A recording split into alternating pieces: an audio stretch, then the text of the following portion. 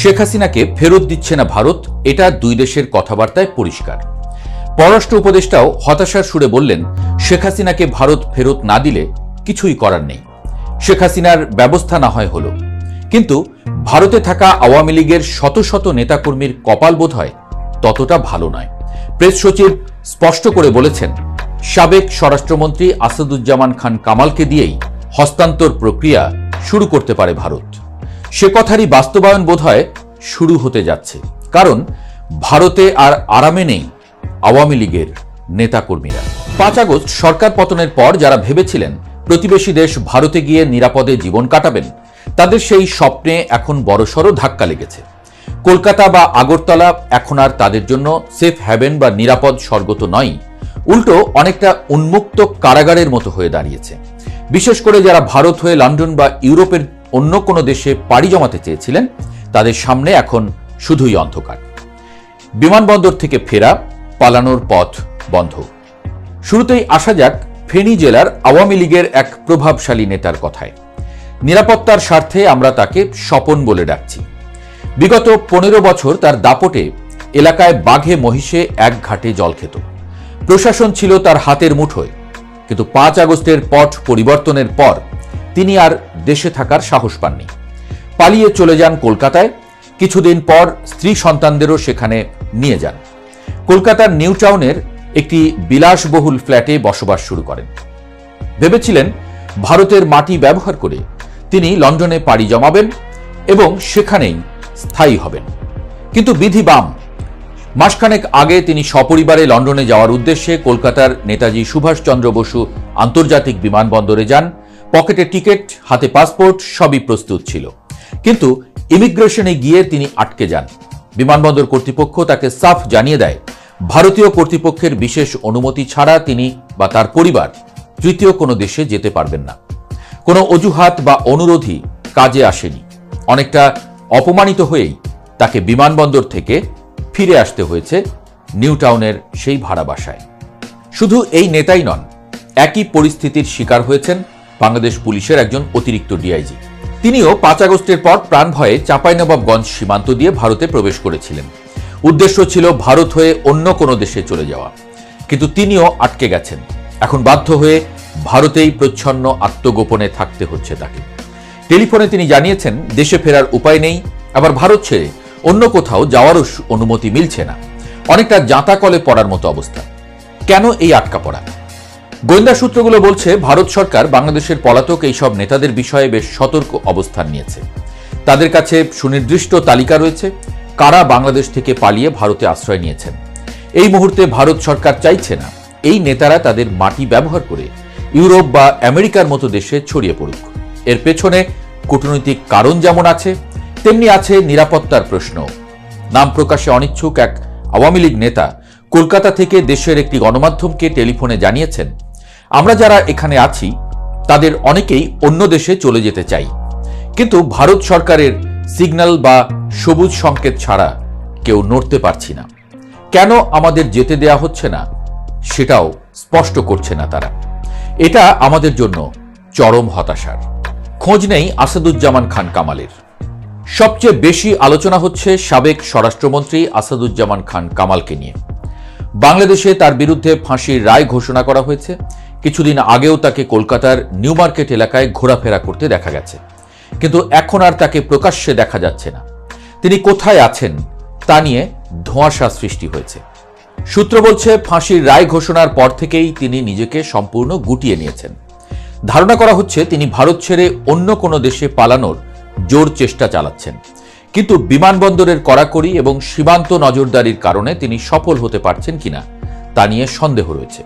একটি সূত্র দাবি করেছে তিনি এখনো ভারতেই আছেন, তবে চরম গোপনীয়তার সঙ্গে অবস্থান পরিবর্তন করছেন। বাংলাদেশ সরকার ইতোমধ্যেই তাকে ফেরত আনার বিষয়ে ভারতের সঙ্গে কূটনৈতিক আলোচনা শুরু করার ইঙ্গিত দিয়েছে। প্রধান উপদেষ্টার প্রেস সচিবের বক্তব্য অনুযায়ী আসাদুজ্জামান খান কামালকে দিয়েই হয়তো বন্দি বিনিময় বা অপরাধী হস্তান্তর প্রক্রিয়া শুরু হতে পারে। এই আতঙ্কেই হয়তো সাবেক এই দাপুটে মন্ত্রী এখন ছায়ার মতো মিলিয়ে গেছেন। কলকাতায় বাংলাদেশ পুলিশের গোপন মিশন। আওয়ামী লীগ নেতারা ভাবছিলেন ভারতের মাটিতে তারা ধরা ছোঁয়ার বাইরে, কিন্তু সেই ধারণা ভুল প্রমাণিত হচ্ছে। বাংলাদেশ পুলিশের একটি বিশেষ ইউনিট অত্যন্ত গোপনে কলকাতা সফর করে এসেছে। মাসখানেক আগে 4 জন পুলিশ কর্মকর্তা পর্যটকের ছদ্মবেশে কলকাতায় যান। তারা সেখানে সপ্তাহখানেক অবস্থান করেন এবং পলাতক নেতাদের বিষয়ে বিস্তারিত তথ্য সংগ্রহ করেন। এই কর্মকর্তারা কলকাতার মার্কুইজ স্ট্রিট, সদর স্ট্রিট, নিউ টাউন, মুকুন্দপুর এবং গড়িয়াহাটের মতো এলাকাগুলোতে নজরদারি চালিয়েছেন। তাদের তৈরি করা প্রতিবেদনে উঠে এসেছে চাঞ্চল্যকর সব তথ্য। প্রতিবেদনে বলা হয়েছে, গত 16 বছর ধরে যারা বাংলাদেশে টেন্ডারবাজি, দুর্নীতি এবং শিক্ষার্থীদের উপর হামলায় নেতৃত্ব দিয়েছেন, তাদের বড় একটি অংশ এখন কলকাতার বিভিন্ন হোটেল ও ভাড়া বাসায় ঘাপটি মেরে আছেন। বাংলাদেশ পুলিশের সোর্সরা এখন কলকাতার বিভিন্ন স্থানে সক্রিয়। তারা নিয়মিত তথ্য পাঠাচ্ছেন, কোন নেতা কোন হোটেলে খাচ্ছেন, কার সঙ্গে দেখা করছেন এবং তাদের পরবর্তী পরিকল্পনা কি। পুলিশ সদর দপ্তরের এক ঊর্ধ্বতন কর্মকর্তা নিশ্চিত করেছেন যে তাদের কাছে সহস্রাধিক নেতাকর্মীর তালিকা রয়েছে, যারা বর্তমানে ভারতের বিভিন্ন প্রদেশে অবস্থান করছেন। তাদের উপর নজরদারি তো চলছেই, পাশাপাশি তাদের দেশে ফিরিয়ে আনার আইনি প্রক্রিয়া নিয়েও কাজ চলছে। অর্থের সংকট ও মানবেতর জীবনযাপন। যাদের পকেটে একসময় কোটি কোটি টাকা থাকত, তারা এখন কলকাতায় অর্থের অভাবে ধুঁকছেন। পালিয়ে যাওয়ার সময় অনেকেই পর্যাপ্ত টাকা নিয়ে যেতে পারেননি। আবার যারা হুন্ডির মাধ্যমে টাকা আনার ব্যবস্থা করেছিলেন, কড়াকড়ির কারণে সেটাও এখন কঠিন হয়ে পড়েছে। কলকাতায় আত্মগোপনে থাকা এক অতিরিক্ত ডিআইজি আক্ষেপ করে বলেছেন, এখানে টুকটাক কাজ করে কোনো মতে চলছি, কিন্তু তাতে সংসার চলে না।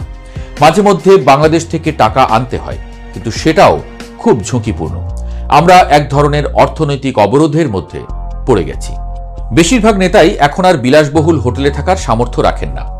দক্ষিণ কলকাতার গড়িয়াহাট বা এর আশেপাশের এলাকায় যেখানে বাসা ভাড়া কম, সেখানে তারা গাদাগাদি করে থাকছেন। দিনের বেলা তারা বাসা থেকে বের হন না বললেই চলে। পুলিশ বা গোয়েন্দাদের ভয়ে তারা রাতের আধারে বের হন, নিজেদের মধ্যে দেখা করেন এবং খুব দ্রুত আবার ডেরায় ফিরে যান। একে বলা হচ্ছে প্রচ্ছন্ন আত্মগোপন। অর্থাৎ তারা আশ্রয় পেয়েছেন ঠিকই, কিন্তু সেই আশ্রয় এখন তাদের কাছে কারাগারের চেয়ে কম কিছু নয়। কারা আছেন এই তালিকায়? গোয়েন্দা প্রতিবেদনে উঠে এসেছে বেশ কিছু হাই প্রোফাইল নেতার নাম, যারা ভারত ছেড়ে পালানোর চেষ্টা করেও ব্যর্থ হয়েছেন বা আটকা পড়ে আছেন। তাদের মধ্যে রয়েছেন সাবেক বস্ত্র ও পাটমন্ত্রী জাহাঙ্গীর কবির নানক, আওয়ামী লীগের যুগ্ম সাধারণ সম্পাদক আফম বাহাউদ্দিন নাসিম, সাবেক মন্ত্রী সমর রেজাউল করিম এবং শেখ হাসিনার অত্যন্ত ঘনিষ্ঠ আত্মীয় এবং প্রভাবশালী নেতা আবুল হাসনাত আবদুল্লাহ। তালিকায় আরও আছেন রাজশাহী সিটি কর্পোরেশনের সাবেক মেয়র AHM খায়রুজ্জামান লিটন, সাংগঠনিক সম্পাদক আবু সাইদ আল মাহমুদ স্বপন, দপ্তর সম্পাদক বিপ্লব বড়ুয়া। ছাত্র ও যুব নেতাদের মধ্যে আছেন লিয়াকত শিকদার, গোলাম সরোয়ার কবির, মইনুল হোসেন নিখিল, শেখ ওয়ালি আসিফ ইনান, মাজহারুল কবির শয়ন, রিয়াজ মাহমুদ এবং জয়দেব নন্দী। এই নেতারা দেশত্যাগের জন্য যশোর, ব্রাহ্মণবাড়িয়া, কুমিল্লা, সিলেট, হিলি এবং বাংলাবান্দা সীমান্ত ব্যবহার করেছেন। দালালদের মোটা অঙ্কের টাকা দিয়ে তারা ত্রিপুরা, আগরতলা, আসাম এবং মেঘালয়ে প্রবেশ করেন এবং সেখান থেকে অনেকেই কলকাতায় পাড়ি জমান। হোয়াটসঅ্যাপে দল পুনর্গঠনের ব্যর্থ চেষ্টা। শারীরিকভাবে তারা দেশছাড়া হলেও মানসিকভাবে তারা এখনও বাংলাদেশের রাজনীতিতে প্রভাব বিস্তার করতে চাইছেন। হোয়াটসঅ্যাপ, টেলিগ্রাম এবং গুগল মিট ব্যবহার করে তারা নিয়মিত অনলাইন বৈঠক করছেন, দলের নেতাকর্মীদের নির্দেশনা দিচ্ছেন, দেশে অস্থিতিশীল পরিস্থিতি তৈরির চেষ্টা করছেন। তবে তৃণমূলের কর্মীদের সাথে তাদের যোগাযোগ অনেকটাই বিচ্ছিন্ন। কলকাতায় বসে তারা যে কলকাঠি নাড়ার চেষ্টা করছেন, তা ভারতীয় গোয়েন্দাদের নজর এড়ায়নি। কলকাতা পুলিশ এ বিষয়ে ভারতের কেন্দ্রীয় সরকারকে অবহিত করেছে। ভারত সরকার স্পষ্ট নির্দেশনা দিয়েছে, বাংলাদেশের কোনো রাজনৈতিক কর্মকাণ্ড ভারতের মাটিতে বসে পরিচালনা করা যাবে না। তবুও লুকিয়ে চড়িয়ে ডিজিটাল প্ল্যাটফর্ম ব্যবহার করে তারা অস্তিত্ব জানান দেবার চেষ্টা করছেন। অনিশ্চিত ভবিষ্যৎ। কলকাতার মার্কুইজ স্ট্রিট এবং সদর স্ট্রিটের হোটেল ম্যানেজাররা জানিয়েছেন, গত বছরের 2 আগস্ট থেকেই আওয়ামী লীগের লোকজন আসা শুরু করেছিলেন, তবে 5 আগস্টের পর সেই স্রোত বেড়ে যায়। ভারতীয় পুলিশ নিয়মিত এসব হোটেলে গিয়ে বাংলাদেশিদের খোঁজ খবর নিচ্ছে, যদিও কেন্দ্রীয় সরকারের নির্দেশনা রয়েছে কাউকে অহেতুক হয়রানি না করার। তবুও এই সার্বক্ষণিক নজরদারি পলাতকদের স্নায়ুর উপরে চাপ সৃষ্টি করছে। একদিকে দেশে ফিরলে গ্রেপ্তার এবং বিচারের মুখোমুখি হওয়ার ভয়, অন্যদিকে ভারতে আটকে থাকার যন্ত্রণা এবং তৃতীয় দেশে যাওয়ার পথ বন্ধ। সব মিলিয়ে আওয়ামী লীগের এই সহস্রাধিক নেতাকর্মী এখন এক গভীর অনিশ্চয়তার সাগরে হাবুডুবু খাচ্ছেন। আসাদুজ্জামান খান কামালকে যদি সত্যিই ভারত সরকার বাংলাদেশের হাতে তুলে দেয়, তবে তা হবে এই পলাতক নেতাদের জন্য চূড়ান্ত সতর্কবার্তা। ভারতের মাটিতে তাদের এই ভালো না থাকার দিনগুলো কবে শেষ হবে বা আদৌ শেষ হবে কিনা তা সময়ই বলে দেবে। বিশ্লেষকরা বলছেন, ভারত বাংলাদেশকে হাতছাড়া করতে চাইছে না, কারণ পেটের ভেতরে ক্যান্সার পুষে রাখা প্রচন্ড নিরাপত্তা হুমকি মনে করছে মোদির দেশ। তাই হিসেব নিকেশ বদলে যাচ্ছে সব। বাংলাদেশকে হাতে রাখতে আওয়ামী লীগকে বোধহয় ছেড়েই দিচ্ছে ভারত।